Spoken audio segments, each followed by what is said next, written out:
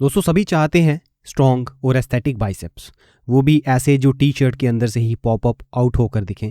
लेकिन सिर्फ barbell curls पे भरोसा करना आज के टाइम में काफ़ी नहीं है। अगर आप चाहते हो फास्ट बाइसेप्स ग्रोथ तो सिंपल कर्ल से आगे सोचना पड़ेगा। आज इस वीडियो में हम शेयर करेंगे 5 एडवांस टिप्स जो हमारे बाइसेप्स को एक नए लेवल तक लेकर जा सकते हैं। Number 1 is gate A grip. Biceps के हर हेड को हिट करें। सबसे पहले बात करते हैं ग्रिप की। बारबेल कर्ल्स में तुम्हारा ग्रिप डिसाइड करता है कौन सा बाइसेप्स हेड ज़्यादा काम करेगा।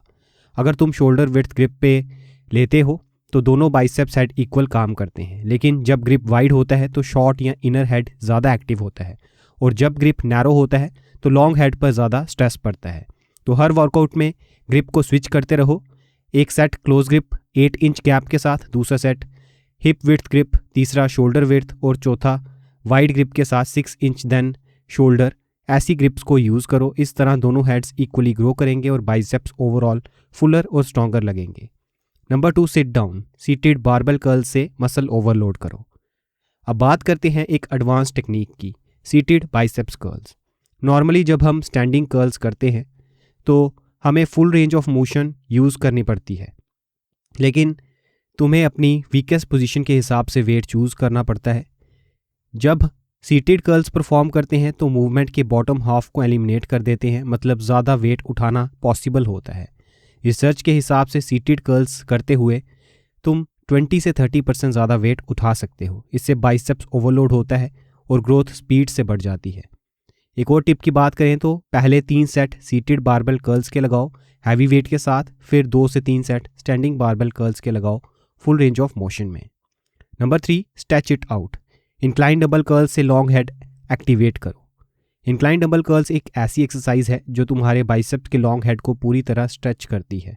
जब तुम इंक्लाइन बेंच पर बैठते हो तुम्हारे आर्म्स बॉडी के पीछे चले जाते हैं, जिससे लॉन्ग हेड और ज़्यादा कॉन्ट्रैक्ट करता है, और वही लॉन्ग हेड तुम्हारे बाइसेप्स को पीक शेप देता है, वो माउंटेन जैसा लुक जो साइड से सबका अटेंशन खींच लेता है।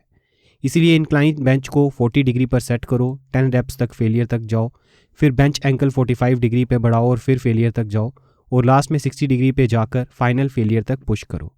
ये पूरा एक सेट माना जाएगा। ऐसे 3 सेट करने हैं। ट्रस्ट मी, तुम्हारा बाइसेप्स लिटरली बर्न करेगा, लेकिन रिजल्ट्स वर्थ ही होंगे।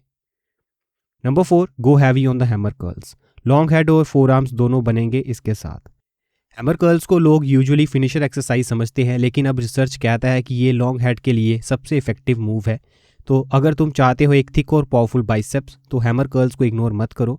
ट्राई करो क्रॉस बॉडी हैमर कर्ल्स, मतलब डंबल को सीधा ऊपर नहीं उठाना बल्कि अपने टॉर्सो के 45 डिग्री एंगल पर अपोजिट शोल्डर की तरफ उठाओ। इससे लॉन्ग हेड पर ज़्यादा स्ट्रेस पड़ता है और मसल शेप और डेफिनेशन दोनों इंप्रूव होते हैं। 3 से 4 सेट्स हैवी वेट के साथ करो और हर रैप में कंट्रोल मोशन रखो। Number 5 band work. Linear resistance से मैक्सिमम ग्रोथ देखने को मिलती है।